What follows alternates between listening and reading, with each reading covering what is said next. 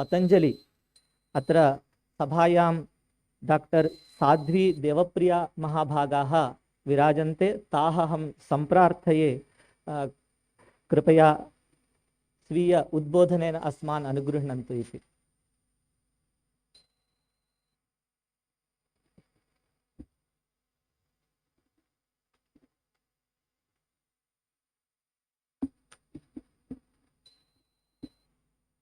धन्यवादः।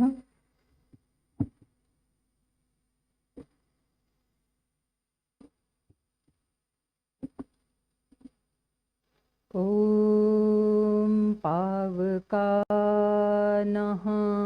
सरस्वती वाजेभिर्वाजिनीवती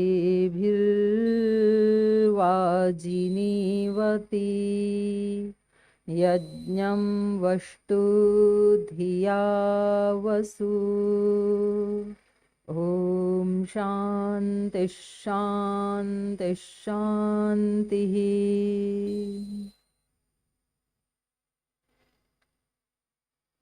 मंच पर उपस्थित माननीय अध्यक्ष महोदय,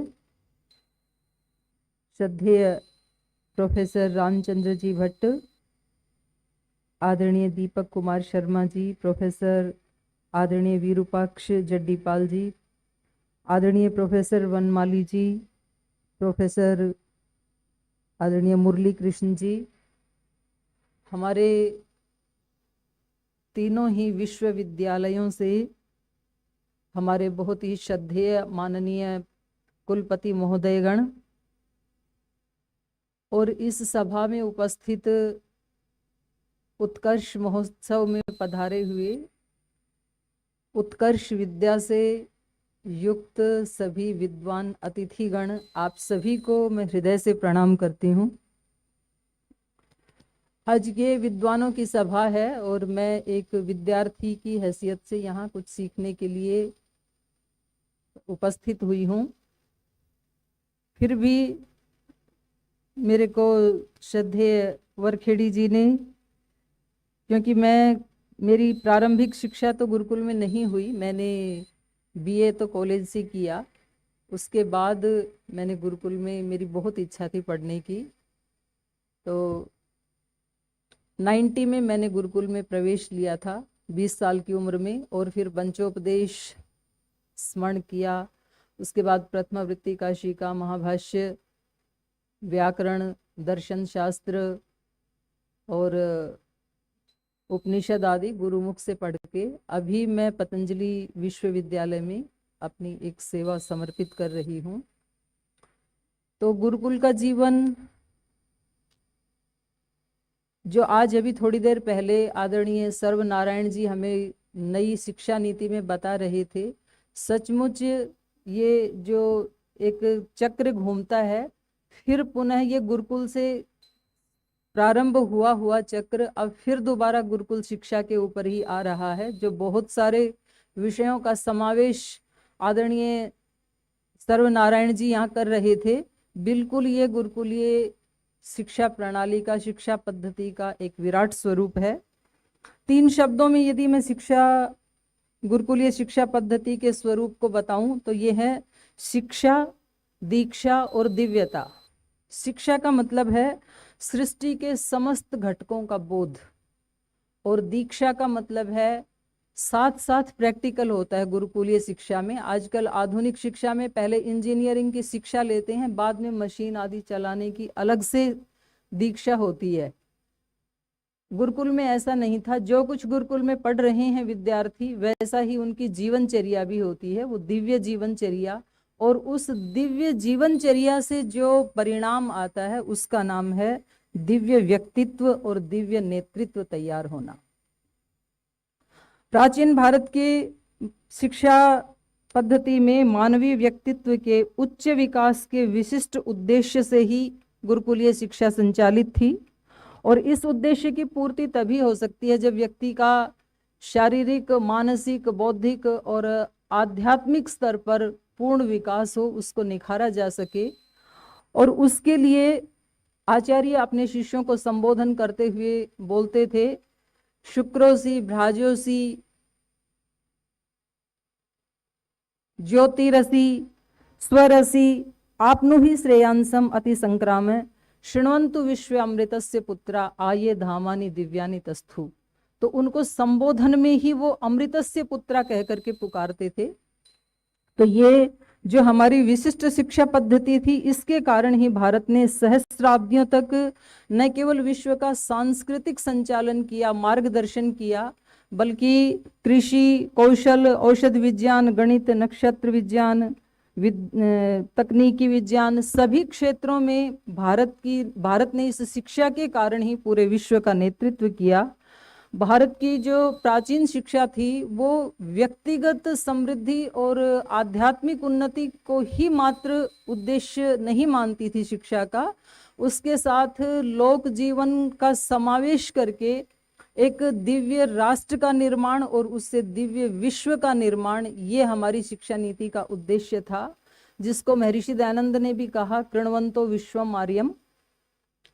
और ये जो हमारी भारत की भौतिक और आध्यात्मिक समृद्धि थी, उसका मूल कारण भी यहाँ के जो लोक जीवन की समावेशी भावना थी, उसी के कारण हम समृद्ध थे, जो उस काल की विशिष्ट शिक्षा पद्धति से निरंतर पोषित हो रही थी।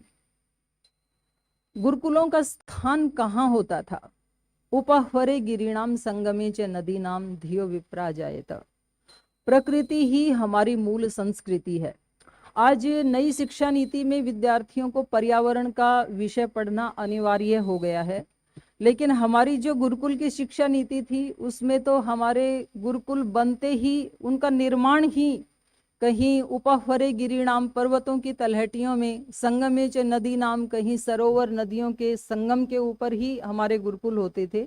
और वहाँ प्रकृति की गोद में, प्रकृति के साथ एकात्म होते हुए, प्रकृति के साथ बढ़ते हुए ही वो अपने जीवन की यात्रा को आगे बढ़ाते थे। हम उपनिषदों में देखते हैं सत्यकाम जावाल की यात्रा, उनको गुरुजी जंगल में भेज देते हैं गाय चराने के लिए, और वो वहाँ पर नदियों से सीखते हैं, सूर्य से सीखते हैं, दिशाओं से सीखते हैं, हवाओं से सीखते हैं, और जब वापस आते हैं तो स्वयं उनके गुरु कहते हैं कि आपका ललाट तो एक ब्रह्म विद्या से चमक रहा है, ये सब शिक्षा आपको कहाँ से मिली?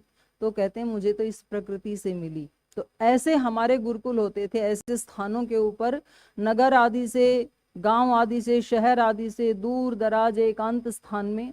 और हो भी क्यों नहीं ऐसा, क्योंकि आज भी कोई एक नई रिसर्च होती है तो वो दूर एकांत में कहीं लैब में जाकर के उसके ऊपर रिसर्च किया जाता है। वो कहीं सब्जी मंडी या भीड़ भरे मार्केट में उसका रिसर्च नहीं हो सकता है। तो क्योंकि इस बालक की जो प्रसुप्त आध्यात्मिक उच्च शक्तियां हैं, उनको गुरु को अभिव्यक्त करना था, तो इसलिए उसके लिए बहुत एकांत स्थान की आवश्यकता थी। तो इस प्रकार से ये हमारी शिक्षा नीति दूर दराज होती थी। शिक्षा का प्रारंभ कहाँ से होता है? गर्भ काल से लेकर के शैशव काल तक माता गुरु होती है, और 5 साल से 11 साल का जो समय है वो गुरुकुलीय पद्धति में, गुरुकुल में प्रवेश करने का समय होता है।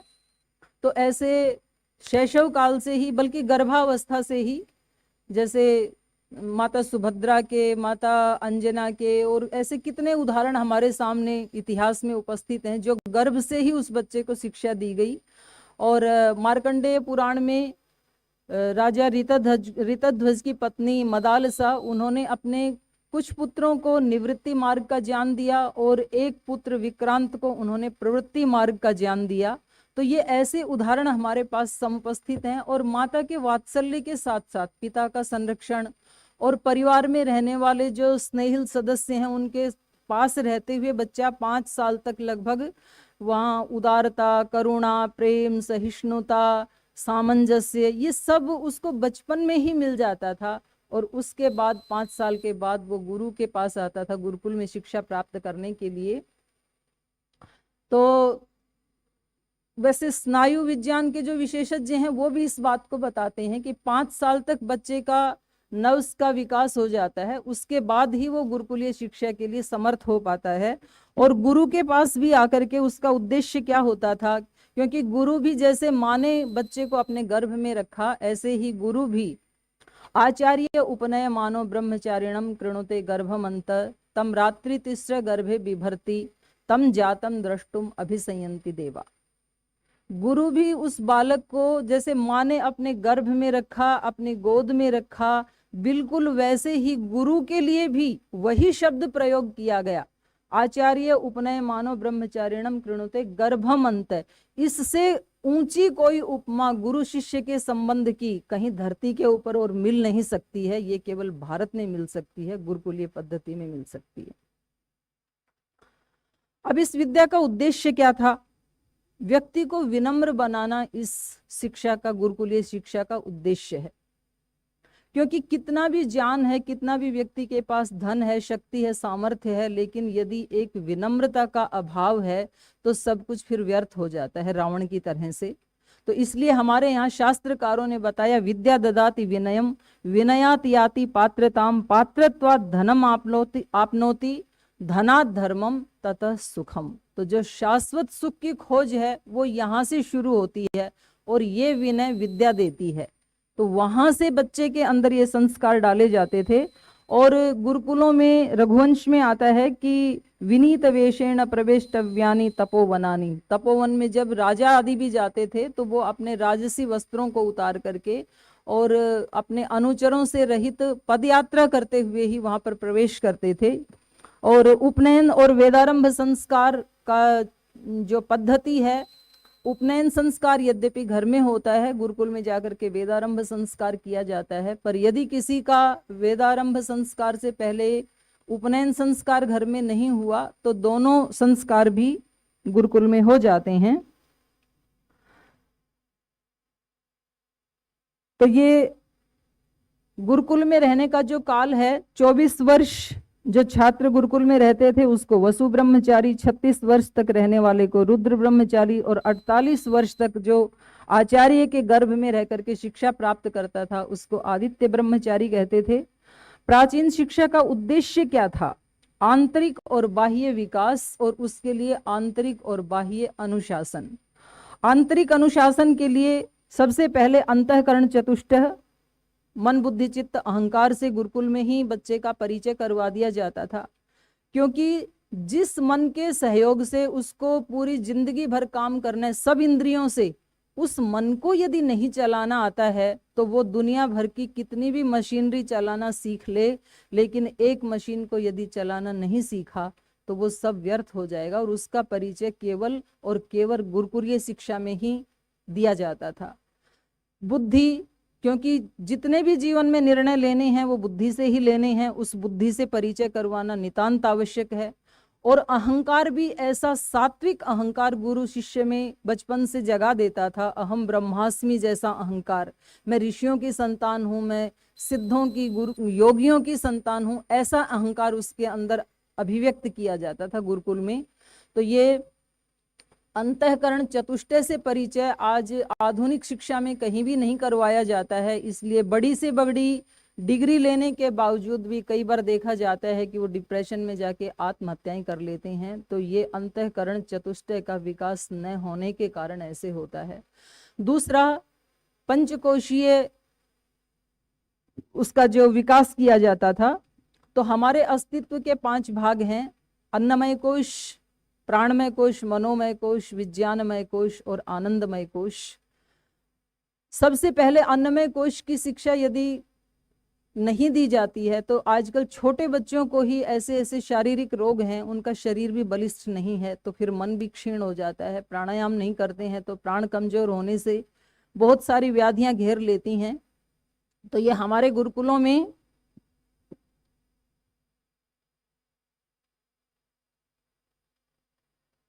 शरीर की पुष्टि, प्राण की शक्ति, मन की तुष्टि, बुद्धि की तृप्ति और आत्मा की मुक्ति, ये 5 कोश विकसित कर दिए जाते थे। अष्टांग योग का पालन गुरुकुल में सिखाया जाता था। और अष्टांग योग का पालन करने से धारणा, ध्यान, समाधि, यम, नियम, आसन, प्राणायाम जो 8 अंग हैं, इनका अनुष्ठान करने से बुद्धि इतनी सूक्ष्म और इतनी तीव्र हो जाती थी कि विद्यार्थी, छात्र बहुत अल्प काल में बहुत सारी विद्याओं का ज्ञाता हो जाता था। ये महर्षि दयानंद ने भी ऐसे बताया कि 3 वर्ष में उन्होंने अपनी सारी शिक्षा पूरी कर डाली। और आज के युग में देखें तो मैं अपने गुरुदेव को, श्रद्धेय स्वामी रामदेव जी महाराज को देखती हूँ कि एक साथ गुरुकुल में पढ़े हैं और एक साथ कितनी विद्याओं को वो आत्मसात करके इतना बड़ा कार्य कर रहे हैं। 16 संस्कार और बाह्य अनुशासन में जो गुरुकुल की दिनचर्या है उसमें भिक्षाचर्या भी शामिल है, और सुबह से शाम तक जल्दी उठना, गुरु की सेवा करना, यज्ञ याग और संध्या हवन प्राणायाम आदि, तो पूरा उसका समय एकदम एक सिपाही की तरह से और एक सैनिक की तरह से शिष्य का जीवन बंधा रहता था। तो ये बाह्य और आंतरिक अनुशासन गुरुकुल की शिक्षा में सम्मिलित था। गुरुकुल में कितनी विद्याएं पढ़ाई जाती थी तो इसका हमारे शास्त्रों में बहुत विशद वर्णन है। इसमें अंगिरस विद्या, सर्प विद्या, देव विद्या, राशि विद्या, देव विद्या, निधि विद्या, एकायन विद्या, भूत विद्या, क्षत्र विद्या, नक्षत्र विद्या, व्यावसायिक विद्या, औद्योगिक शिक्षा, चिकित्सा, अनेक अनेक विद्याएं। अभी मेरे पास पर्चियां, ये समय का अभाव है, तो इतनी सारी विद्याएं गुरुकुल में जो आज हमें नई शिक्षा नीति में बताया जा रहा था, सर्व समावेशी ज्ञान, तो ये हमारे गुरुकुलों का ही एक तरह से मॉडल है पुराना। और शुक्राचार्य जी ने नीति सार में 64 कलाएं बताई हैं। तो आप सोचिए, उन्होंने कहा कलाएं तो अनंत हैं, लेकिन उन्होंने वहां पर अपने उस शास्त्र में 64 कलाओं का वर्णन किया है। कला उसको कहते हैं शक्तो मूकोपि यत् कर्तुम कला संयम तु तत्स्मृतम, जिसको बिना बोले भी व्यक्ति जिसको सीख सकता है या कर सकता है उसको कला कहते हैं। तो शिक्षक की भी सर्वग्राही प्रज्ञा का आकलन इससे सहज हो जाता है कि वो दूर देशों से आए हुए जो विद्यार्थी थे उनको भी पाठ्यक्रम के अतिरिक्त बहुत सारी उनकी अपने जो रीति रिवाज हैं उनके अनुसार भी शिक्षित करते थे। एतद् देश प्रसूतस्य सकाशाद अग्रज जन स्वम स्वम चरित्रम शिक्षेरम पृथिव्याम सर्वमानवाः, ये मनुस्मृति में कहा है। नारी शिक्षा ये भी सम्मिलित थी। यद्यपि गुरुकुलों में पुरुष और स्त्री की शिक्षा में कोई भेद नहीं था, लेकिन इनके विद्यालय, इनके गुरुकुल अलग अलग हुआ करते थे। स्त्री शिक्षा में जो पारंगत होते थे बहनें, उनको ऋषि का या ब्रह्मवादिनी इन उपाधियों से सुसज्जित किया जाता था, और पुरुषों में ऋषि, महर्षि,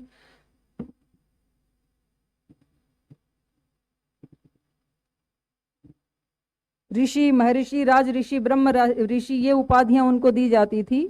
ऐसे ही बहनों में दीर्घतमा, ममता, विश्ववारा, अपाला, घोषा, ये सब ऋषिकाएं, सूर्या, रोमसा, शाश्वती, मैत्रेयी, जुहु, वागाम्भृणी, कदु, पोलमी, जरिता, श्रद्धा, सर्पराजी, अदिति, आत्रेयी, उर्वशी, यमी, इंद्राणी, ऐसे बहुत सारी ऋषिकाओं का एक बहुत लंबा बृहत हमारे पास है। पाणिनि महाराज ने भी अपने शास्त्र में छात्रादय शालायाम इस सूत्र में महिलाओं के छात्रावास का वर्णन किया है।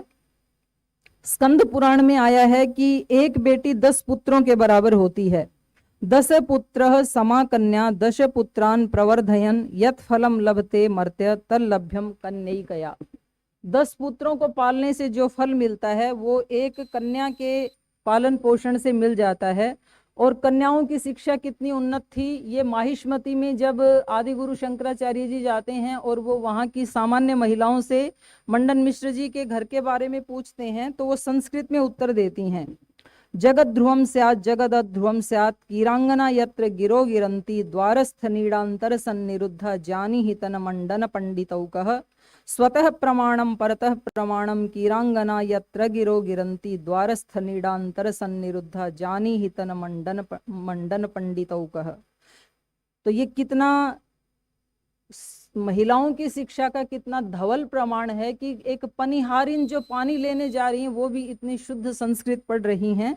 ऐसे ही पृथ्वीराज रासव में संयोगिता जो राजकुमारी हैं उन्होंने मदना आचार्य के द्वारा संचालित जो कन्या गुरुकुल है उसमें उन्होंने शिक्षा ग्रहण की है।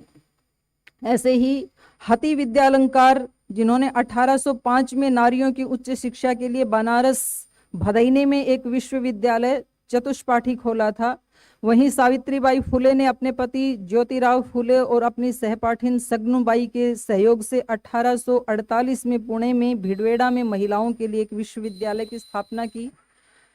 तो ये सभी हमारी गुरुकुलीय शिक्षा में सभी वर्णों की शिक्षा, महिलाओं की शिक्षा, ये सब सम्मिलित थी। यथेमाम वाचम कल्याणीम आवदानी जनेभ्य ब्रह्म राजन्याभ्याम शूद्राय चार्याय च स्वाय चारणाय च, तो सभी वर्णों की भी शिक्षा थी। एक छोटा सा उदाहरण देकर के मैं आगे बढ़ रही हूँ समापन की तरफ। कश्मीर से गोविंद नाम के एक कवि जब इनके महाराजा भोज के राज्य में आते हैं तो वहाँ महाराजा भोज कहते हैं कि इस नगरी में कोई जो मूर्ख है उसका घर खाली करा करके उस घर में इन कवि को ठहरा दिया जाए। तो उनके सेवक सारी नगरी में ढूंढते हैं, कोई भी उनको मूर्ख मिलता नहीं है। तो एक जुलाहे को वो इसलिए पकड़ लाते हैं कि शायद इनको कुछ नहीं आता होगा, और जब उनको भोज राजा के सामने प्रस्तुत किया जाता है तो वो अपना परिचय देते हुए एक संस्कृत का श्लोक रचते हैं। काव्यम करोमि न ही चारुतरम करोमि, यत्नात् करोमि यदि चेत चारुतरम करोमि, भूपाल मौलि मणिमंडित पादपीठ है, हे साहसांक कवयामी वयामी यामी। तो इससे पता चलता है कि सभी वर्ण आश्रम के व्यक्तियों को शिक्षा का अधिकार था। एक अन्य भोजराजा के ही राज्य का एक प्रसंग हम देखते हैं कि एक बार एक लकड़हारा पसीने से तरबतर लकड़ियों का गट्ठर लेके जा रहा होता है। महाराजा भोज उससे पूछते हैं किम ते भारम बाधती, तो वो उत्तर देते हैं संस्कृत में ही, भारम तो न बाधते राजन, बाधती तो बाधते। बाधती मेरे को बाधित कर रही है, वजन तो मेरे को बाधित नहीं कर रहा है। तो उनकी व्याकरण की त्रुटि को भी वो ठीक करते हैं। और इसके बाद समावर्तन होता था, और समावर्तन का जो उपदेश है सत्यम वद धर्मम चर आदि, तो इसकी टैग लाइन है मां प्रमदितव्यम, सत्यात्म न प्रमदितव्यम, धर्मान न प्रमदितव्यम, कुशला न प्रमदितव्यम, भूत्यै न प्रमदितव्यम, स्वाध्याय प्रवचनाभ्याम न प्रमदितव्यम। तो इससे पता लगता है कि हमारी गुरुकुलीय शिक्षा में व्यक्ति को पुरुषार्थ करना सिखाया जाता था, क्योंकि प्रमाद ही मृत्यु है, पाप है और शैतान है, और पुरुषार्थ जीवन है, पुण्य है और भगवान है। ये हमारे गुरुदेव श्रद्धेय स्वामी जी महाराज के वाक्य हैं। प्राचीन भारत में शिक्षा केंद्र और विश्वविद्यालय बहुत बड़ी संख्या में थे। माहेश्वर सूत्र के प्रणेता गुरुओं के गुरु महादेव से लेकर के भृगु, कश्यप, अत्रि, मरीचि, अंगिरा, पुलस्त, ऋतु, पुलह, गौतम, वशिष्ठ, ब्रह्म ऋषि, विश्वामित्र, वाल्मीकि, महर्षि वाल्मीकि, शंकराचार्य, सांख्याचार्य, कपिल मुनि, ऋषि वामदेव, भारद्वाज, महर्षि अगस्त, महर्षि संदीपनी, महर्षि कण्व, वेदव्यास, ये सब जो ऋषियों के आश्रम थे, ये सब उच्च शिक्षा के महाविद्यालय और विश्वविद्यालय थे। और जिन विद्यालयों में 10,000 विद्यार्थियों के अध्यापन की और पोषण आदि की व्यवस्था होती थी, उनको कुलपति कहा जाता था। स्मृति ग्रंथों में मुनीनाम 10 सहस्रम यो अन्नादि दानात् पोषणात् अध्यापयति विप्र ऋषि रसौ कुलपति स्मृतः। ऐसे ही काशी, मिथिला, ये बहुत बड़े शारदा विश्वविद्यालय जहाँ शारदा लिपि का प्रारंभ हुआ, जन्म हुआ। दक्षिण में कांची कामकोटि पीठ, ज्योतिष पीठ, शारदा पीठ, गोवर्धन पीठ, श्रृंगेरी पीठ, नागार्जुन कोंडा, मणिखेत आदि, ये बहुत बड़े बड़े हमारे शिक्षा के केंद्र रहे। और गुरु शिष्य का जो विराट संबंध है, जो अभी हम पढ़ रहे थे, ये केवल गुरुकुलीय शिक्षा पद्धति में देखने को मिल सकता है, जहां गुरु अपने शिष्य को न केवल एक विद्यार्थी मानता है, बल्कि अपने अस्तित्व का ही, अपने व्यक्तित्व का ही एक पार्ट मानता है, उसको अपने गर्भ में धारण करता है। और जब वो तैयार हो जाता है गुरुकुल में, तो उसका दर्शन करने के लिए देवता भी इस धरती के ऊपर अवतरित होते हैं। इससे बड़ा शिक्षा का कोई उच्च कीर्तिमान इस धरती के ऊपर मिल नहीं सकता है। और उनको ये भावना उनके मन में भर दी जाती थी, वयम राष्ट्रे जागृयाम पुरोहिता, पूरे राष्ट्र के लिए, न केवल वो व्यक्तिगत कोई रोटी रोजी कमाने के लिए तैयार होते थे। तो इतना बड़ा हमारा ये शिक्षा का आदर्श था, गुरुकुलीय शिक्षा का। गुरु या आचार्य का जो यशस्वी पद है, ये केवल त्याग और बलिदान के आग्रह से ही प्राप्त हो सकता है। तो इस प्रकार गुरु से उपकृत होने वाले छात्र भी प्रत्युत्तर में अपने लिए तो मात्र निरोगी आयु की कामना करते थे, लेकिन अपने गुरु के लिए ईश्वर से वो अमृतत्व प्राप्त करने की याचना करते थे। आयु रस्मासु देहि अमृतत्वम तु आचार्याय। इसके साथ ही छात्रों से यह भी अपेक्षा की गई है कि वो अपनी सेवा शुश्रूषा के द्वारा गुरु के भीतर विद्यमान विद्या को उसी प्रकार प्राप्त कर लें जिस प्रकार कोई फावड़े या खनिन से खोदकर जल निकाल लेता है धरती से। यथा खनन खनित्रेण नरो वार्य अधिगच्छति तथा गुरुगताम विद्याम शुश्रूषु अधिगच्छति। तो प्राचीन युग की अपेक्षा आधुनिक काल में शिक्षा के प्रचार और प्रसार में तकनीकी रूप से काफी बढ़ोतरी हो गई है। शिक्षकों, छात्रों और शिक्षा केंद्रों की संख्या में इसी के अनुरूप काफी उछाल आया है, लेकिन आंतरिक बोध के अभाव में हो रहे बौद्धिक संवर्धन की यह पाश्चात्य प्रक्रिया मानव को एक विचारहीन, संवेदनाहीन और दिशाहीन यांत्रिक प्राणी के रूप में ही परिवर्तित करती जा रही है। स्वकेंद्रित विकास की अंधी मानसिकता से मानवता के सभी आदर्श तार तार होते जा रहे हैं। इसलिए नीतिगत निर्णय लेने से पूर्व हमें प्राचीन भारतीय शिक्षा पद्धति और उसके द्वारा प्रतिस्थापित मानवीय मूल्यों के प्रति गंभीरता से पुनरावलोकन करने की महती आवश्यकता है। शिक्षा और शिक्षण पद्धतियों को राष्ट्र के अनुकूल तथा सांस्कृतिक भावभूमि में पनपे परिवेश के अनुकूल आधार पर व्यवस्थित करने के लिए भारतीय ज्ञान परंपरा के मर्मज्ञ अध्येताओं के सहयोग से एक उद्देश्यपूर्ण नीति का तद अनुरूप पाठ्यक्रमों के पुनः संयोजन का कटिबद्ध प्रयास करना होगा और तभी जाकर के आत्मनिर्भरता के बोध वाले इस वेद मंत्र का संकल्प पूर्ण करने में ये राष्ट्र समर्थ हो सकेगा। उद्यानम ते पुरुष नावयानम जीवातुम ते दक्षतातिम कृणोमि। इन्हीं शब्दों के साथ मैंने थोड़ा समय सीमा का उल्लंघन किया, इसके लिए मैं क्षमा चाहती हूँ और आप सबके हृदय में, आप सबके चरणों में हृदय से प्रणाम करते हुए कोई त्रुटि हुई तो क्षमा मांगते हुए अपनी वाणी को यहीं विराम देती हूँ। ओम शांति।